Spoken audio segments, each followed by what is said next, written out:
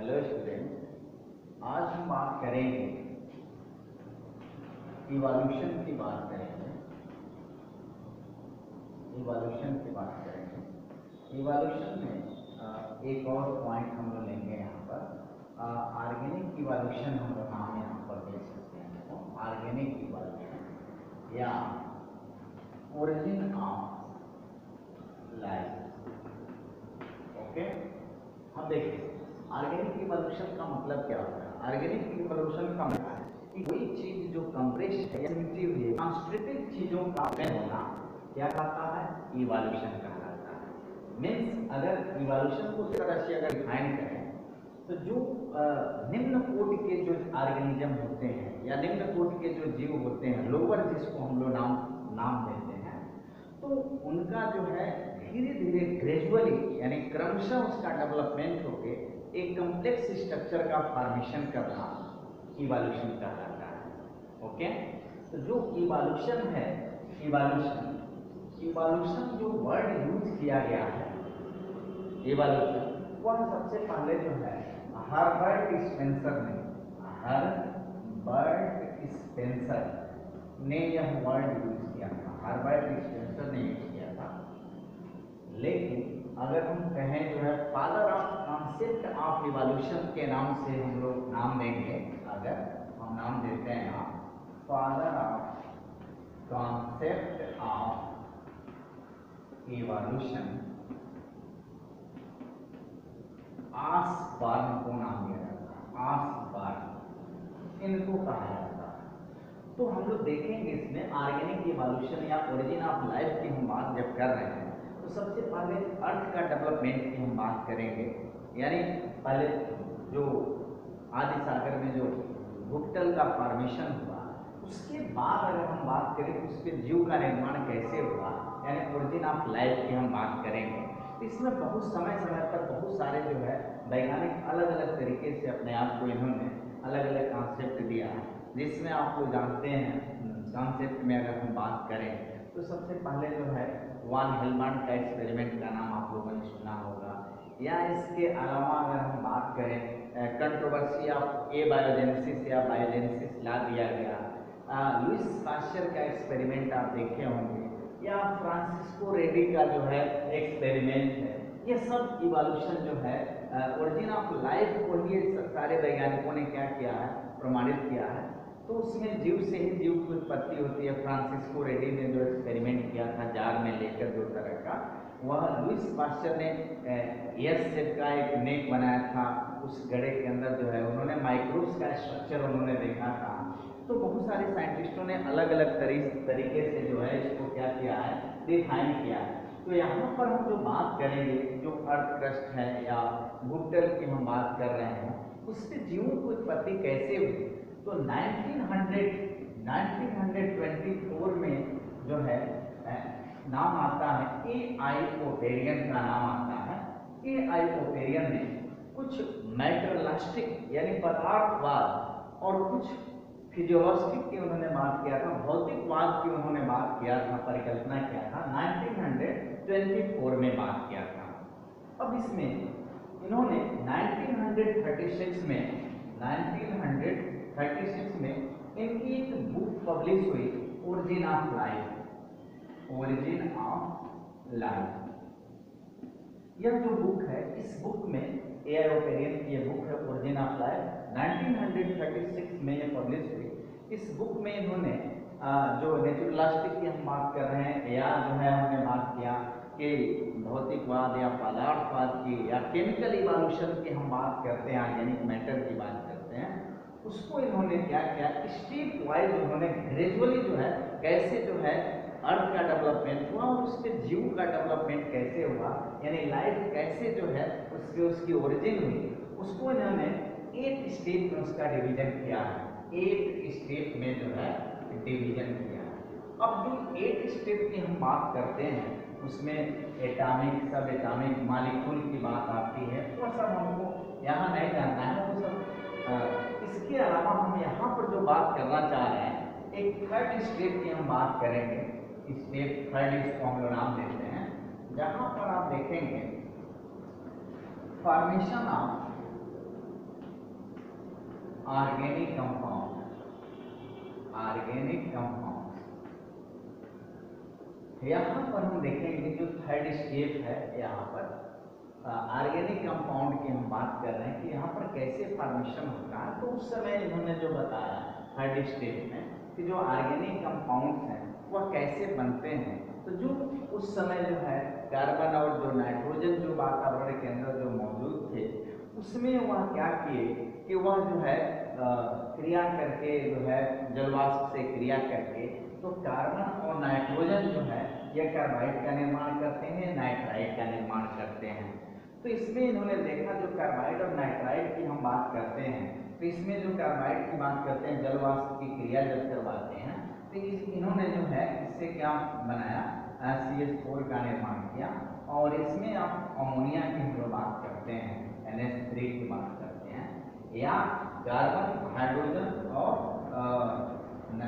उसकी बात करेंगे, नाइट्रोजन की बात करेंगे। ये तीनों जो है यह फ्री एलिमेंट्स मिलकर यहाँ पर क्या किया, HCN का निर्माण किया, HCN का निर्माण किया।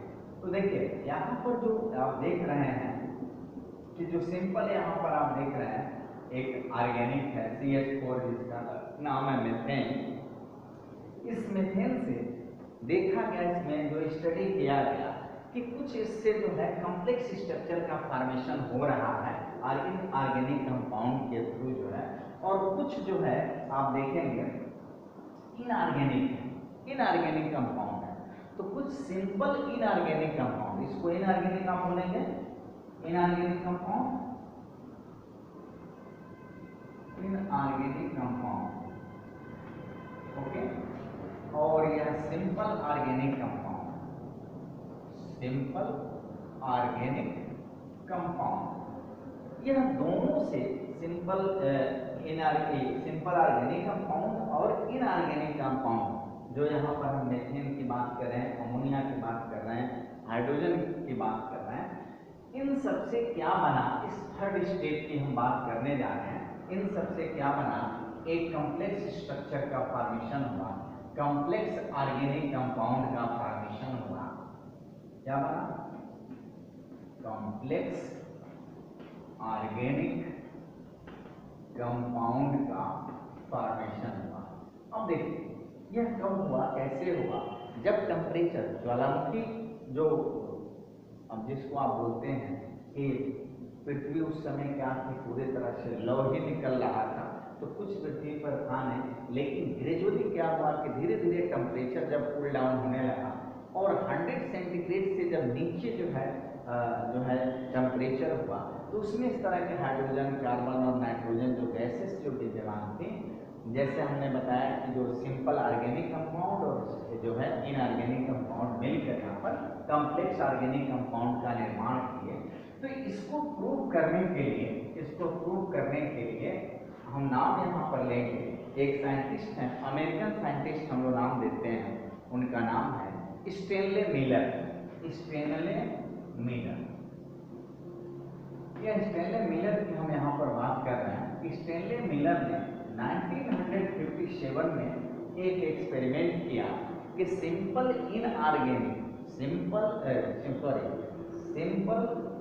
ऑर्गेनिक एंड इनऑर्गेनिक कंपाउंड से एक कॉम्प्लेक्स जो है ऑर्गेनिक कंपाउंड का फॉर्मेशन होता।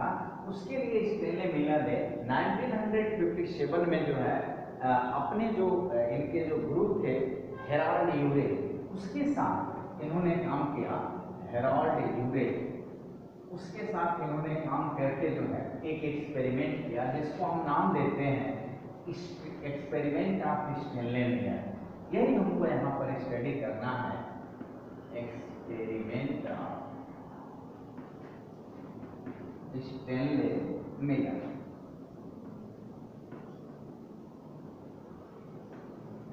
स्टेनले मिलर ये एक्सपेरिमेंट की हम बात करेंगे, इनके एक्सपेरिमेंट। तो इनका ऑब्जेक्ट क्या था, इनका उद्देश्य क्या था इस एक्सपेरिमेंट करने का।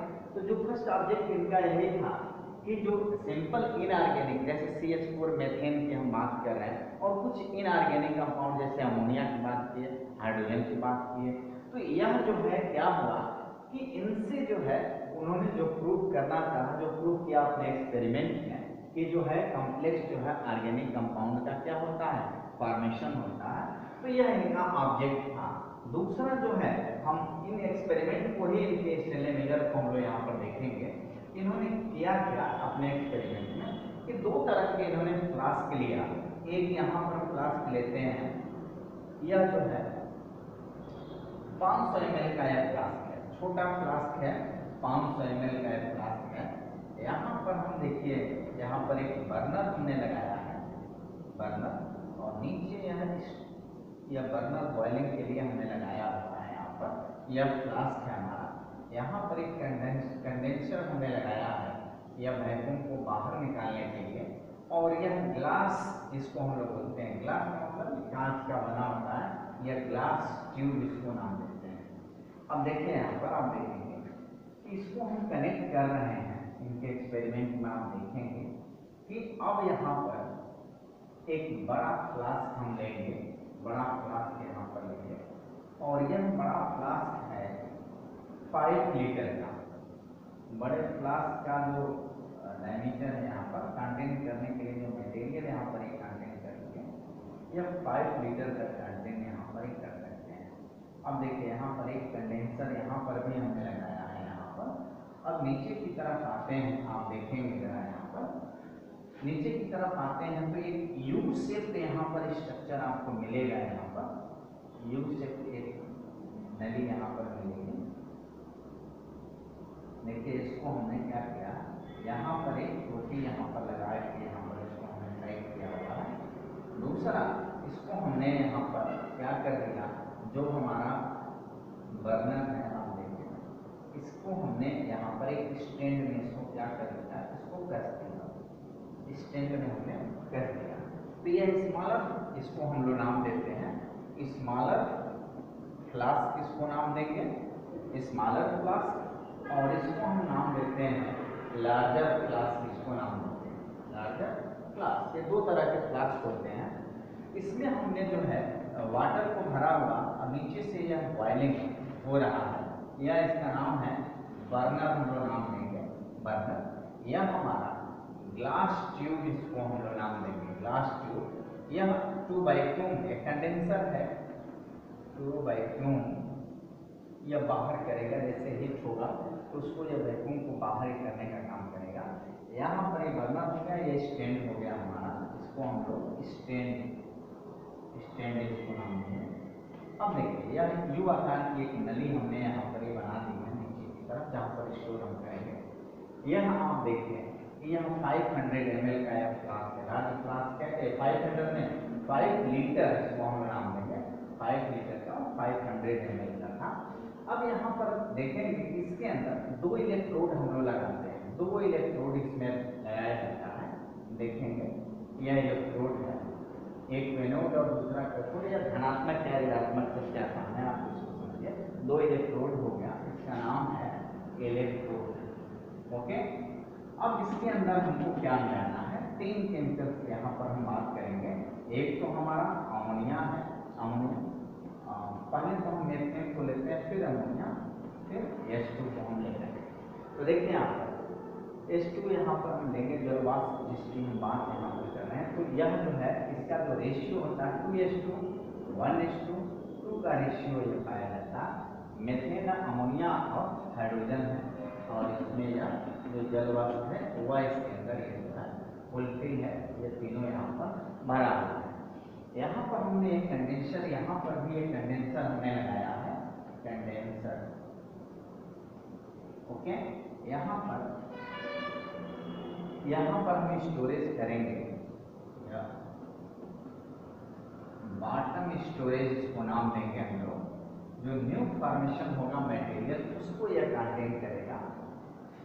अब देखिए, अब आप समझेंगे, यह हमने जो है डायग्राम बना दिया है, आप देखेंगे कि कैसे इसमें जो रिएक्शंस होते हैं कैसे होते हैं। तो सबसे पहले यहाँ पर आप देखेंगे इसमें हमने वाटर रखा हुआ है, और यह बॉइलिंग वाटर, इसको आप लिख सकते हैं कि यह बॉइलिंग वाटर है, क्योंकि नीचे हमने क्या लगाया है, एक बर्नर लगाया है, और इस बर्नर की सहायता से इस छोटे फ्लास्क के अंदर क्या हो रहा है, वाटर बॉइलिंग हो रही है। और इस जो ट्यूब है, ग्लास की जो ट्यूब है, दोनों को हमने क्या किया, बड़े और छोटे फ्लास्क से हमने कनेक्ट कर दिया है। अब यहाँ से क्या होता है कि यह जल वाष्प जो है बड़े फ्लास्क के अंदर जो है क्या होती है, यह ऐसे ही इवापोरेट होकर, जैसे वाटर बॉयल होगा इवापोरेट होकर बड़े वाष्प की तरफ यह चली जाती है। दूसरा जो हमने यहाँ पर इलेक्ट्रोड जो लगाया है, एक प्लस और दूसरा जो है यहाँ पर एक प्लस और दूसरा माइनस इलेक्ट्रोड लगाया है, यह इसको क्या करेंगे, इलेक्ट्रिक करंट से हम इसको ऐड कर देते हैं। और जैसे ही जब इलेक्ट्रिक करंट से जब हम इसको ऐड करेंगे तो यहाँ पर पहले से ऑलरेडी हमने 2:1:2 के रेशियो में मेथेन, अमोनिया और हाइड्रोजन को हमने इसके अंदर फुलफिल कर दिया, भर दिया है।